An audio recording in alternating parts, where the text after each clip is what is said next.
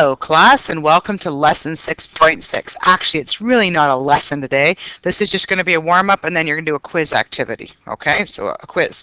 And this is just to gauge how you're doing, ladies and gentlemen. Okay, so let's do a warm-up first. We'll take the warm-up up, and then I want you to attempt the quiz independently, and that will be your assigned work. All right.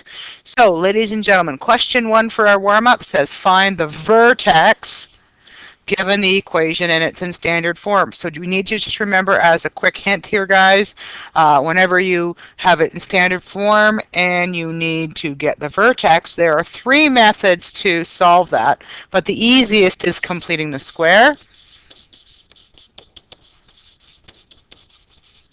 The other 2 methods, folks, involves finding symmetry points by doing fully factoring or partially factoring. However, completing the square, unless it specifically asks you, that's the easiest one to do. So you're going to do that for your warm-up.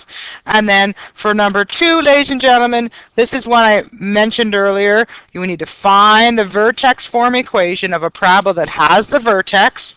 So we automatically know the P.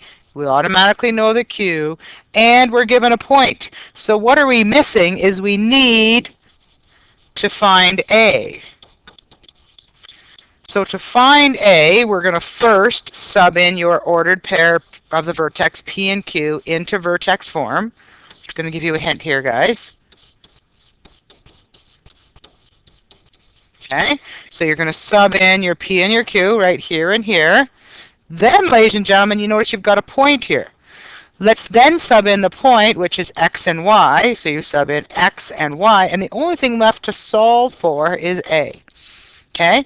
If you have trouble forgetting how we did this, please see in your text, see section 6.4a. I think it was in the lesson there. Okay, so check that lesson out. I would like you to pause the video, do the warm-ups, and then the answers are going to be on the second page. Okay, so pause the video. Okay, welcome back, folks. Hopefully you attempted these warm-up questions on your own. Here are the solutions.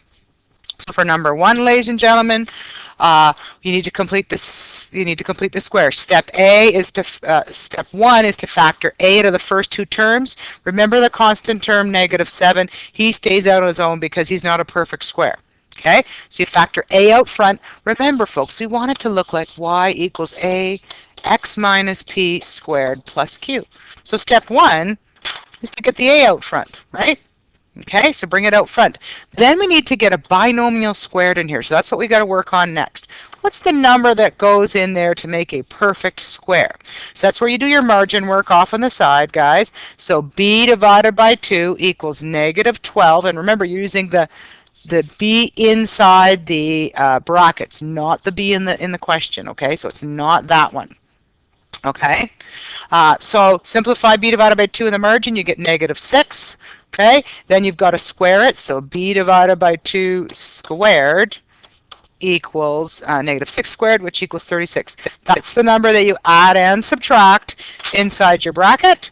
Keep in mind that the first 3 terms inside the bracket complete the square, and this the -36, he's not part of the perfect square, so we need to get him out of there. And when we take him out, we have to remember to multiply him by A because he's in the brackets. So that's like the distributive property. Okay, so you need to multiply. So -2 times -36 is +72.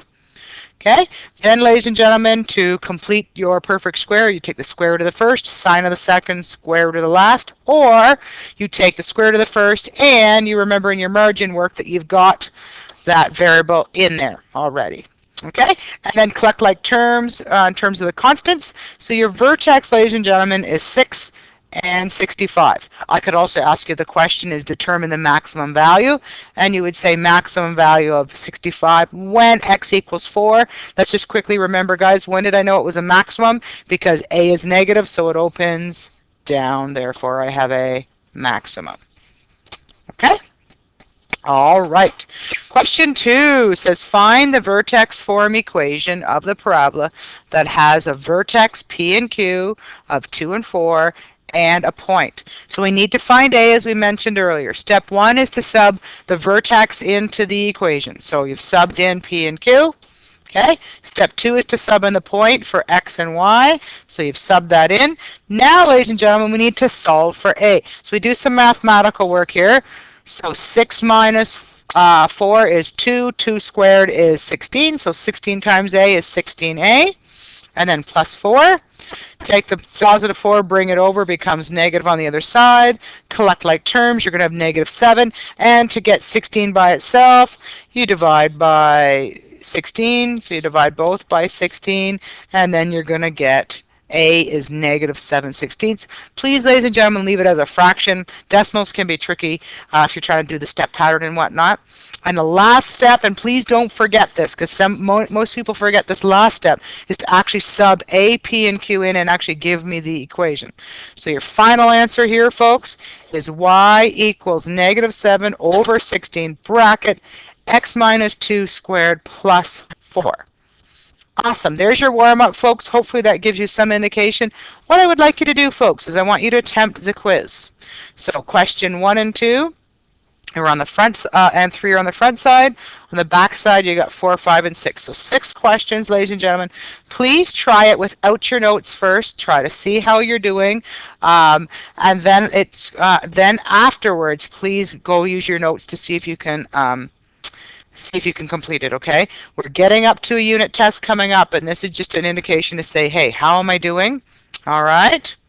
So that is your homework today, guys, is your quiz. Try to do it individually first without your notes, and then try it with your notes.